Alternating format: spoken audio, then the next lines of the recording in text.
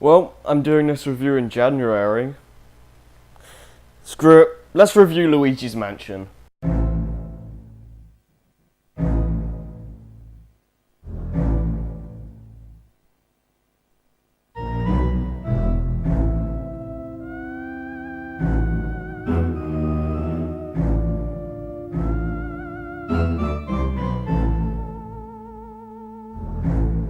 Awkward intro aside, the plot of Luigi's Mansion involves Luigi, which you would expect, winning a contest he didn't enter. Because of this, he won a mansion.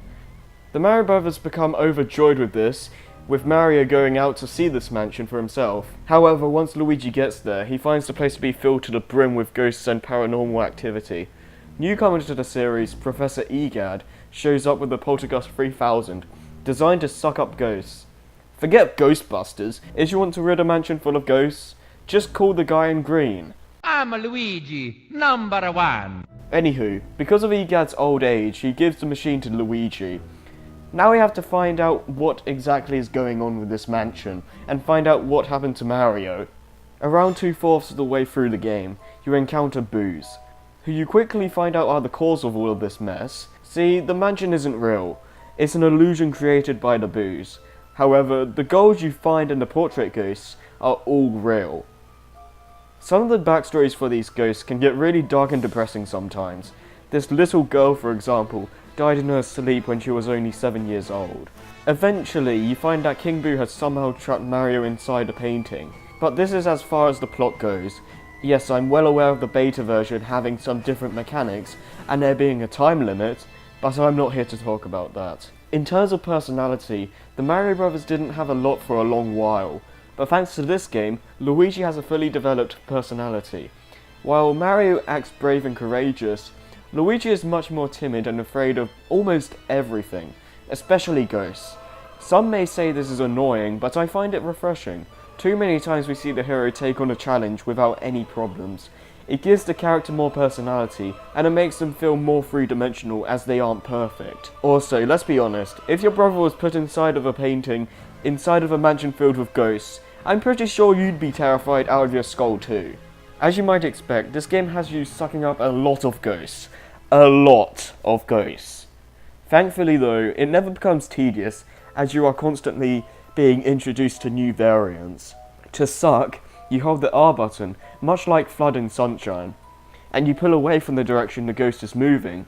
You can also use the C stick for some added suction power. However, these guys are just a small fry. In most rooms in the game, you will encounter a portrait ghost.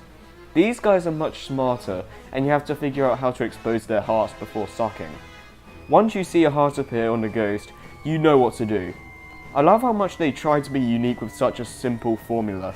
It rarely feels like you are doing the same thing again. Well, technically you are, but the game does an excellent job in changing things up.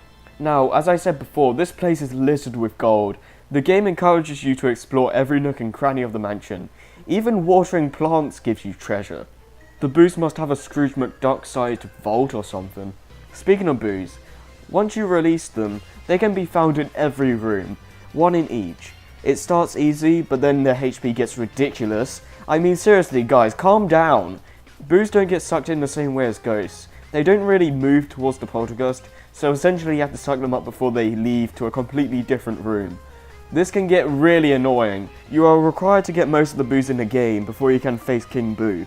The Boos aren't too annoying if you play your cards right though, and prevent them from constantly going to different rooms.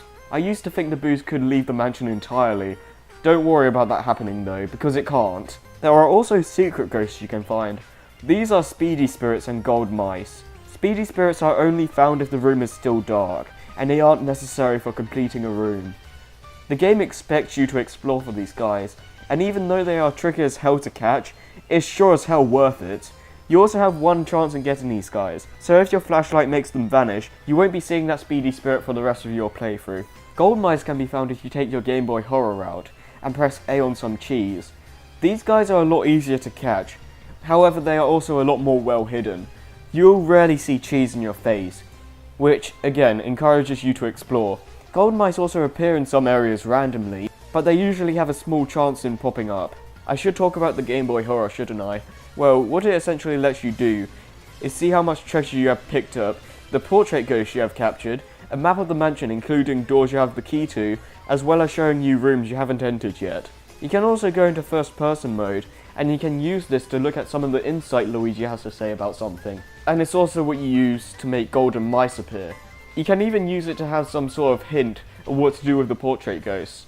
It can also be used for mirrors.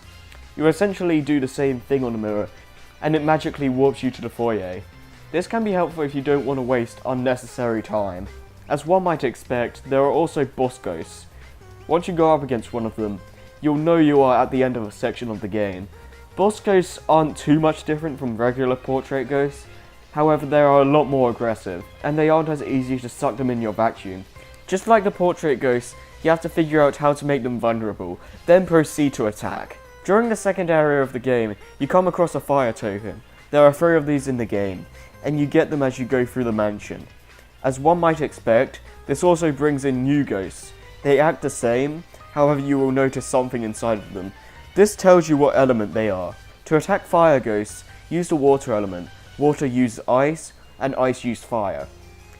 You can only use one element at a time though, and there is a limit. However, it's very easy to find more. This is meant to be a horror game in its setting, but that's not what it sets out to do.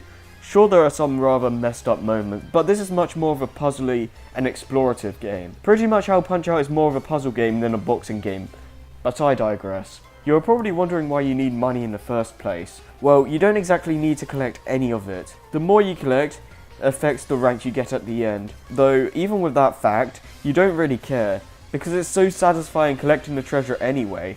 The sequel did improve on this aspect, but I won't be talking about that game for a while. Luigi's Mansion is definitely not what you'd expect as a launch title. Before we got Mario 64, and we would get 3D Mario on a GameCube in the vein of Mario Sunshine, but that came out a little bit later. Because of how different of a concept this game is, many people skipped it. It's good to hear the game has been getting a lot of recognition now though. The game itself is really only 3 to 4 hours long, even on a first playthrough. The game isn't perfect by any means, but I think it's worth giving it a shot. Now, can you guess what my next review is? Come on, it's obvious at this point. I've mentioned it several times now. Can you get it yet? Well, I'll see you guys next time.